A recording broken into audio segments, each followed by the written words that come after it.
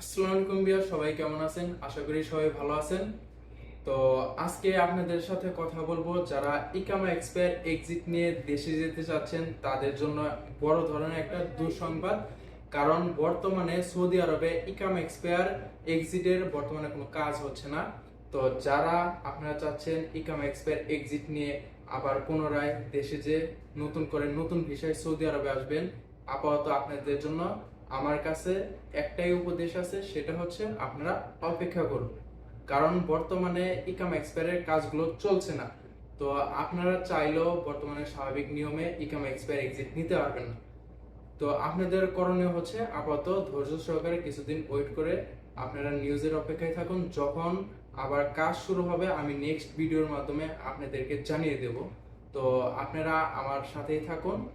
আর কথা হচ্ছে, সৌদি আরব প্রবাসীদের জন্য গুজবের একটা বড় স্থান। বর্তমানে সৌদি আরবে অনেক ধরনের দালাল এবং প্রতারক চক্র এই ইকামা এক্সপায়ার এক্সিটের জন্য আপনার কাছ থেকে বিভিন্নভাবে আপনাকে প্রতারিত করতে পারে টাকা পয়সা নিয়ে। তো সবাই সাবধান থাকবেন, এটাই আপনাদের কাছে রিকোয়েস্ট। আর আমার এই ভিডিও যদি আপনাদের কাছে উপকার হয় তাহলে আপনারা সবার কাছে শেয়ার করে দিবেন।